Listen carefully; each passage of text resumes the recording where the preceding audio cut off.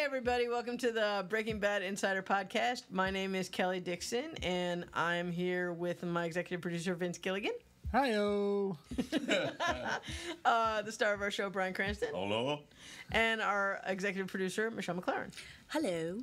I want to get to the, because to me, this is one of the coolest parts of the season that I'm really excited about.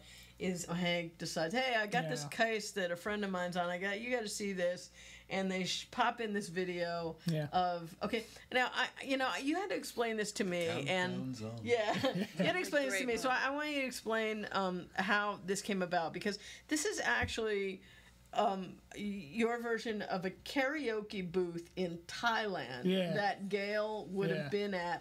Something I saw on my various Thai sex tours. No, I've actually never been to Thailand. But that's why. But never in Thailand, ironically. But that's why New Jersey, mostly. Was it inspired by Flight of the Condor? You know what? It was not. But the trouble is, then we started looking up karaoke. That's videos, right. And we saw the one for Flight of the Conchords, which is freaking hilarious. Yeah, I must have missed It's that one. brilliant. That's great. And then I was thinking, oh shit, should we even do this now? Because how's it going to be as good as those guys? I mean, because that's a great one. And so you wanted it subtitled in Thai. That's why it's subtitled. Yeah, we in had Thai. someone. I believe Thomas Golubic found a lady. I don't know if it was a man or a woman, to be honest, but someone who could be a Thai interpreter of the song. And why did you settle on Major Tom? Just because it just felt right. It just it's a song. It's a bit cheesy. It's earnest, but it also is. It kind of sticks in your head, and it's fun. It's a fun song. It just seemed. It's familiar. Yeah. It just seemed like the kind of thing that he probably would go for after smoking a little Thai stick or whatever, and affordable. Well, it cost a little money. But I think you should talk about the music. Someone too bad Tom is not here, but you got to be very careful of what music you select, because it can be unbelievably expensive. Oh, it can be incredibly. So you have to get the right music, but it has to fit. And of course, your budget. with something like that, we need to know it ahead of time, because we have to film it. Right. Yeah, because he's on camera singing it. So you brought David back, to do that. And also, you want to be a song. Yes, we brought David Costabile back, wonderful actor who plays Gale. And also, it has to be a song. There's a lot of songs that would have perhaps worked also, but they have a big chorus in them. This song, I think, is just one man singing the entire time. A lot of rock songs have a chorus, backing singers or whatnot, and you kind of want this one voice. It just seemed right. It's a fun, infectious song, and it felt like something the character Gale, would do. And also, luckily, David Costabile, it turns out, has an excellent singing voice. You cut that thing together with we used a bunch of footage from old science fiction TV shows. There was a TV show called Quark that starred Richard Benjamin in the late 70s, and this was on the heels of Star Wars being a big hit. And I remember the show because I used to watch it as a 12 or 13-year-old. I watched the show. It only lasted like a season. But he was an intergalactic garbage collector. Yeah. That's great. And it was all the spaceship, like two-thirds of the spaceship. There was a little person in it, in a suit, wasn't there? Probably. Yeah. Yeah. And then there's a couple of hot clones, blonde clones. They got a couple of twins, and it was, I want to say Buck Henry had something to do with it. Yeah. Great writer. But this show, all of this to say, half of the spaceships flying around behind Gale's head are from the TV show Quark. Oh, really? Oh, okay. I was wondering. Yeah. I knew it instantly when they showed me the stock footage. I said, that's Quark. I remember that. Well, it was fun. Well, I mean, that's like a perfect introduction into what Hank knows and to show to Walt, because you actually see, in fact, the line is something like, Junior says, "Who is that?" And he says, "That's Albuquerque."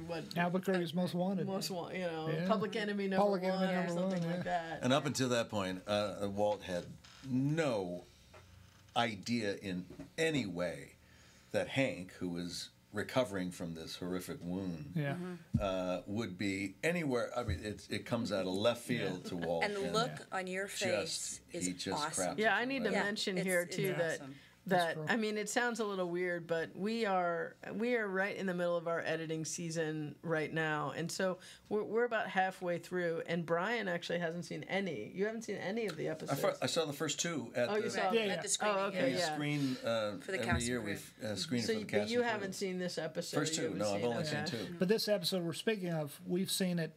We've Many seen it times. in its edited form, but we haven't seen it mixed or finished yet. You know, and actually, we haven't done that part yet. Kelly did a really nice thing, and I'm not sure how this came about because I was in the other room on 5 when you guys were doing this. But when I came back in, I really liked what you guys did when Walt is looking through the notebook, and you wanted to create the feeling like he's poring over this book, but you didn't want to give it away in front of Dean or in front of Hank that he was being completely obsessed.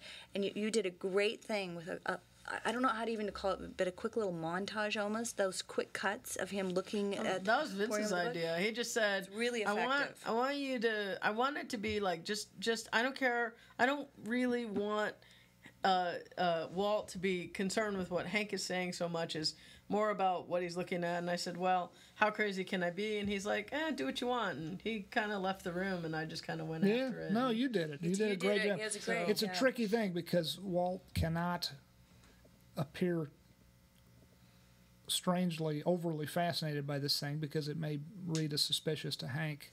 And yet, it's tricky, but he wants to know. Somehow he wants to know how much did Gail write about me? Because this is one thing that we had to do a reshoot on. Yeah. We had to do a pickup on that, and knowing the proximity of where Dean was situated, looking at me, and we couldn't give away anything that he was what he was job. looking at. It came out nice great. job. Yeah. Very delicate. Very delicate in the acting and in the directing and in the editing, but I think it plays like gangbusters. So, but then like Walt goes to Saul's office. Yes. Walt goes to Saul's office, and he's all panicked, and then Saul says, "Hey, I got the name of a guy who's a disappearer." Yes. Yeah. You want his That's card? a great scene. I think he has a card. There was one extra ER you left out. I think it's disappearer. Okay.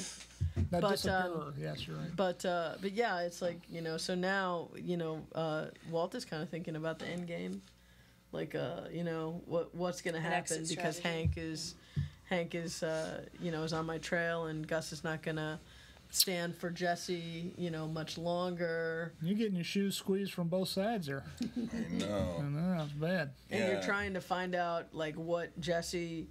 The next thing is you're trying to find out what's going on with Jesse, and Jesse's really kind of clammed up at this point. He's not wanting to talk to you, and...